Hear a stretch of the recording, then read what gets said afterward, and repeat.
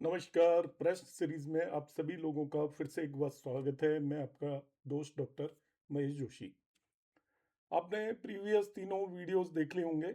जिन भी दोस्तों को उनके पीडीएफ चाहिए वो मेरे नंबर 9013798899 पर व्हाट्सएप मैसेज करेंगे, मैं आपको पीडीएफ प्रोवाइड कर दूंगा।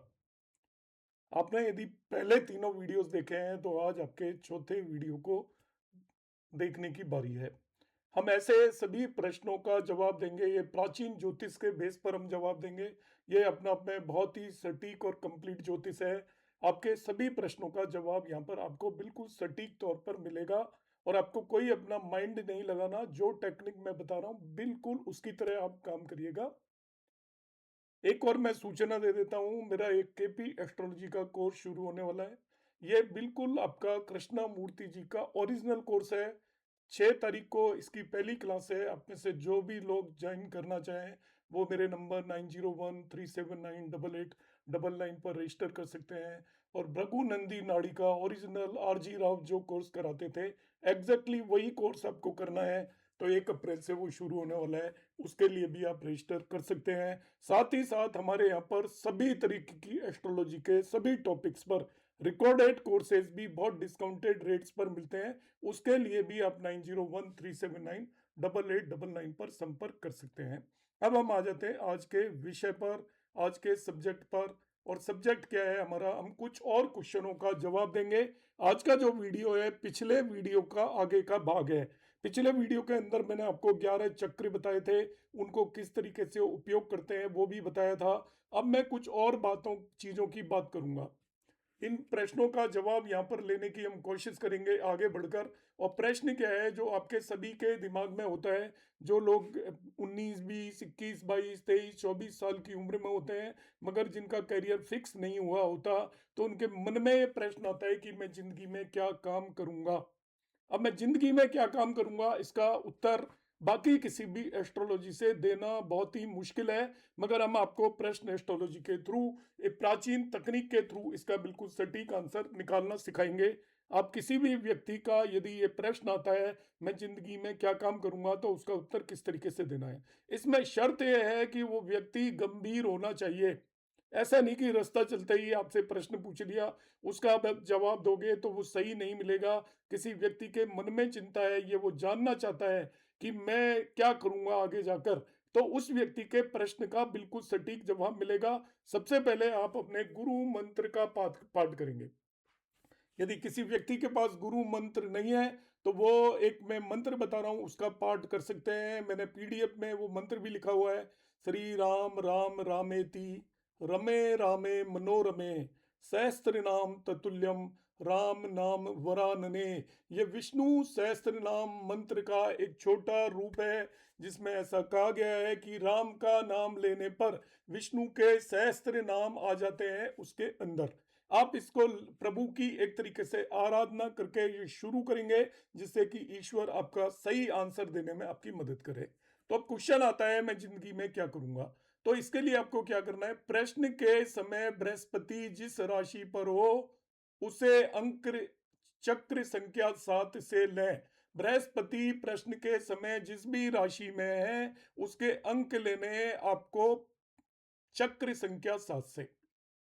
दूसरी चीज है उस दिन के नक्षत्र की संख्या चक्र संख्या 8 से लें। जब प्रश्न पूछा गया उस दिन का नक्षत्र पता कर लें। यदि संख्या आपको वैसे याद है किस नक्षत्र की क्या संख्या होती है, अधिकतर एस्ट्रोलॉजिस्ट को पता ही होती है, वो आप ले लें। या यहाँ पर एक चक्र 8 दिया हुआ है, मैं अभी बताऊंगा आपको प्रैक्टिकली किस तरीके से देखना। तीसरा बिंदु, तिथि की संख्या चक्र संख्या 10 से लें। तो तिथि की संख्या कोई चक्र में नहीं भी जाओगे तो चल जाएगा। पंचमी तिथि है उसकी संख्या 5 लेंगे, षष्ठी है उसकी 6 लेंगे, सप्तमी है उसकी 7 लेंगे, इस तरीके से लेना है।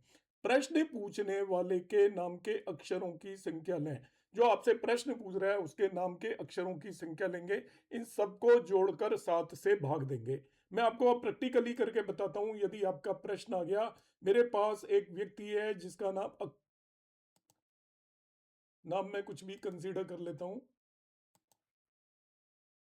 राघवेंद्र नाम है उसका, राघवेंद्र वेंद्र। अब ध्यान से समझिए, यहाँ पे राघवेंद्र में किस तरीके से लेंगे, मैं प्रीवियस क्लास में भी बता चुका हूँ। रा एक होगा पहला, घ दूसरा होगा, वे तीसरा होगा, आधा न है वो चौथा होगा, द्र वो पांचवा होगा। राघवेंद्र यहाँ पर केवल 5 ही अक्षर लेने हैं। 5 जो अलग अलग चीजें मिलाकर आप लिखोगे उन्हें लेंगे हम। रा एक लिखेंगे हम, रा घ दूसरा लिखेंगे, वे तीसरे नंबर पर लिखेंगे, आधा न चौथे नंबर पर लिखेंगे और द्र 5वें नंबर पर लिखेंगे। तो यहाँ पर शब्द जो आ रहे हैं उसके अंदर उन्हें हम 5 मानेंगे, उनको तोड़ेंगे नहीं, संधि विच्छेद नहीं करेंगे। तो राघवेंद्र के अंदर 5 शब्द है, उन्हें मैंने लिख लिया।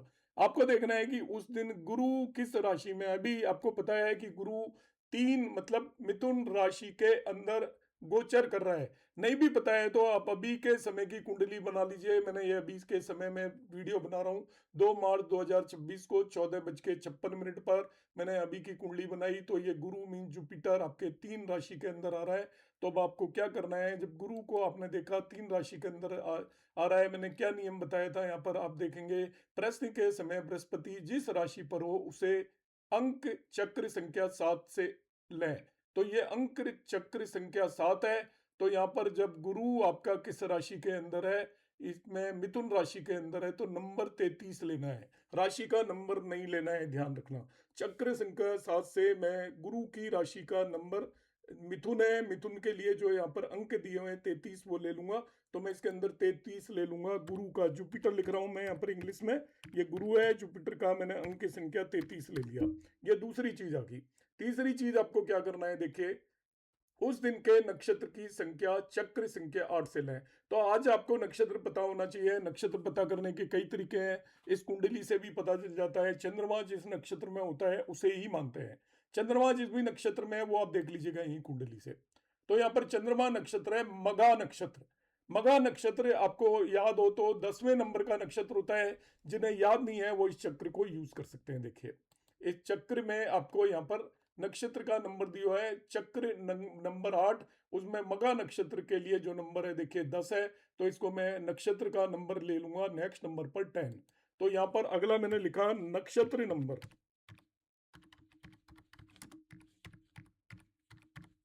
वो आ गया हमारा 10। इसके बाद आपको लेना है, देखिए नेक्स्ट जो हमें यहाँ पर पैरामीटर लेना है वो लेना है तिथि की संख्या। चक्र संख्या 10 से लें। चक्र संख्या यहाँ पर 10 दिया है तो इसमें तिथि आज कौन सी है ये पता करना है। तो देखिए तिथि पता करने के लिए आप अदृक पंचांग में चले जाइए, नक्षत्र भी उससे पता चल जाएगा। मैं आपको टोटलिटी में बता रहा हूँ, गूगल पर जाइए आप, आपके मोबाइल में गूगल खोल लीजिए और लिखिए दृक पंचांग। दृक पंचांग या एस्ट्रो सेज के अंदर भी आप जाकर देख सकते हो तिथि और नक्षत्र। दृक पंचांग डाला मैंने और यहाँ पर दैनिक पंचांग को मैं क्लिक कर दूंगा और यहाँ पर पंचांग को मैं क्लिक करूंगा तो आज का पंचांग आ जाएगा। दैनिक पंचांग को यदि मैंने क्लिक किया, आप लोकेशन बदल सकते हो, चाहो जो ले सकते हो। 2 मार्च का दैनिक पंचांग आ गया, यहाँ पर इसके सब पैरामीटर आ जाएंगे। ये शुक्ल पक्ष चतुर्दशी है आज, चतुर्दशी आ गई, आपको पता चल गया। बस शुक्ल पक्ष चतुर्दशी है, बाकी चीजें भी देखना चाहोगे यहाँ पर सब कुछ मिल जाएगा। देखिए तिथि चतुर्दशी है, नक्षत्र यहाँ पर ये आएगा आपका अभी मगा नक्षत्र है, 7:51 तक अश्लेषा था। अभी ये मगा नक्षत्र है। आपको करण योग ये सब कुछ वीक डे सब कुछ यहाँ से पता कर सकते हो। मेरे काम की चीज तिथि है तो चतुर्दशी ले लूंगा मैं, नक्षत्र मगा पहले ही ले चुका हूं। तो देखिए चतुर्दशी तिथि है, उसके लिए 14 नंबर लेंगे, नंबर लेंगे 14। यदि आप चक्र में जाओगे तभी भी 14 नंबर मिलेगा चतुर्दशी तिथि के लिए। ये यहाँ पर चतुर्दशी 14 जिसे बोलते हैं, 14 नंबर आ गया। इन सब चीजों को आप ऐड कर लोगे। प्रश्न पूछने वाले के नाम के अक्षरों की संख्या मैं पहले ही लिख चुका हूं, इन सबको जोड़कर 7 से भाग दें।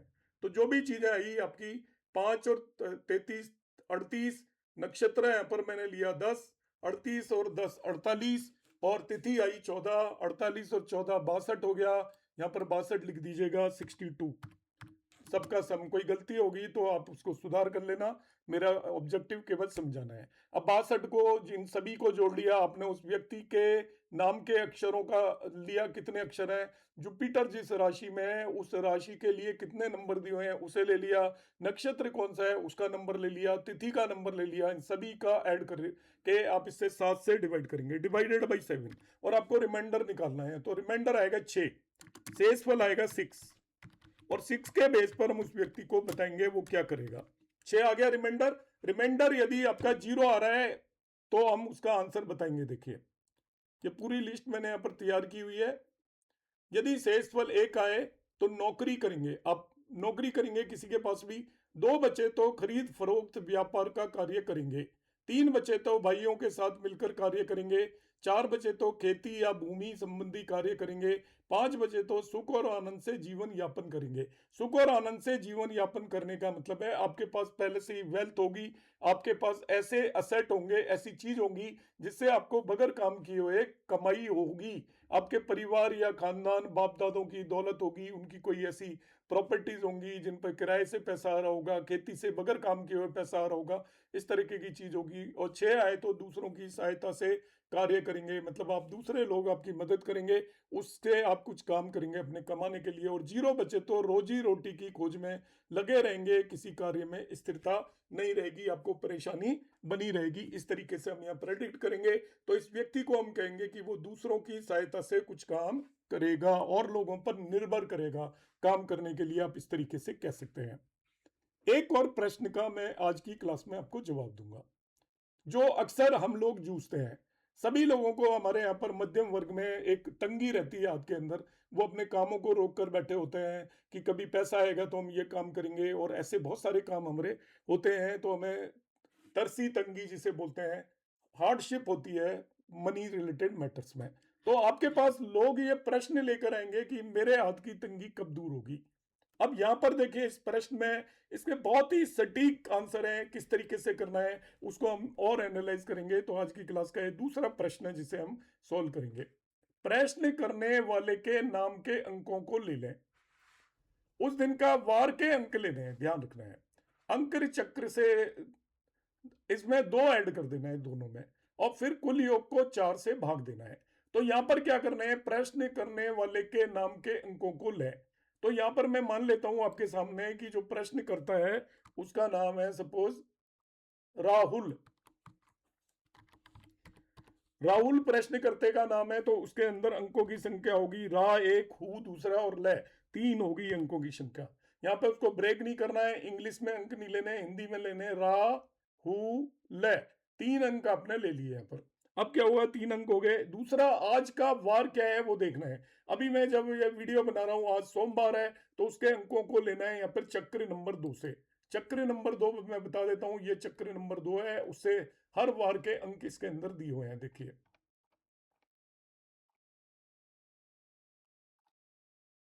ये पिछले पीडीएफ में मैंने प्रोवाइड किया है। चक्र नंबर 2 पे चले जाते हैं हम। देखिए यहाँ पर हर वार के ये अंक दिए हुए हैं, चक्र नंबर 2 है। तो आज सोमवार है, उसके लिए अंक दिए हुए 313 313। ये आप ध्यान रखिएगा, 608 है, 608, ये 313 है, ये 140 है, ये 11 है, ये 269 है, 269, ये आपका 280 है, ये 323 है। हर किसी को हिंदी की वो नहीं आती, मुझे भी नहीं आती थी, मैंने ये चक्र को लगाने के लिए सीखे हैं। सो 313 नंबर यहाँ पर हम ले लेंगे इसके अंदर, 313। तो मैंने इसमें दूसरा नंबर ले लिया, वार का नंबर ले लिया 313। अब नियम क्या कहते हैं, देखिए इन दोनों अंकों को आपने लिया, 313 यहां पर मेरे पास आ गया।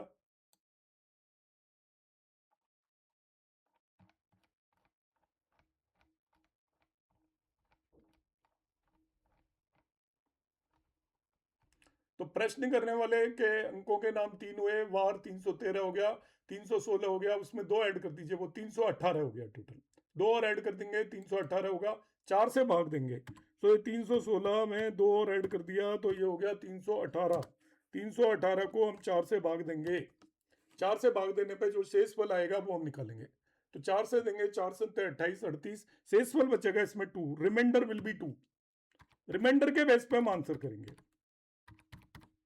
रिमाइंडर इज 2, 2 रिमाइंडर आ गया। अब हम इसके बताएंगे, देखिए कि इसकी तंगी कब दूर होगी। यदि रिमाइंडर 1 आए तो बुराई निकल चुकी है, अब शीघ्र ही भलाई होगी। मतलब आपका सही समय आने वाला है, आपका खराब समय जा चुका है। 2 बचे तो 4 महीने तक स्थिति ऐसी ही रहेगी, आपको 4 महीने तक और तंगी से या हार्डशिप से जूझना पड़ेगा। 3 बचे तो 8 महीने बाद किसी मित्र की सहायता से सुधार होगा। और 0 बचे तो जीवन में कभी अच्छा तो कभी बुरा समय आता रहेगा। मतलब आपको इन चीज़ों से लगातार जूझना पड़ेगा। इस तरीके से हम आंसर करेंगे। इस व्यक्ति को हम कहेंगे कि 4 महीने तक अभी यही यथास्थिति बनती रहेगी, क्योंकि शेष फल 2 आया था और इसके बाद आपकी इसके अंदर चेंजेस आएँगे। तो इस तरीके से हम इन प्रश्नों का आंसर देते रहेंगे। आप लोग देखते रहिएगा वीडियोस, यदि आपको पसंद आते हैं तो मैं सीरीज को आगे कंटिन्यू रखूंगा। ये आपके व्यूज पर डिपेंड करेगा। आपके जहां व्यूज आना कम हो जाएंगे, मुझे लगेगा कि इसकी उपयोगिता खत्म हो चुकी है, तो मैं इससे रिलेटेड वीडियोस बनाना बंद कर दूंगा। और तब ये जो वीडियोस अभी मैं अपलोड कर रहा हूँ, ये भी इस जो मेरे यूट्यूब चैनल से चले जाएंगे। तो आप इन्हें नोट कर लें सभी सूत्रों को ठीक से। आपको पीडीएफ चाहिए तो मेरे से आप पीडीएफ ले सकते हैं। मेरा आप नंबर पर मैसेज करेंगे, व्हाट्सएप कॉल कृपया बिल्कुल भी ना करें, कोई भी कॉल नहीं उठाई जाएगी, क्योंकि जो मैंने नंबर दिया हुआ है वो केवल मैसेज के पर्पज के लिए है, उस पर कोई भी कॉल पिक नहीं होती है। नमस्कार, धन्यवाद।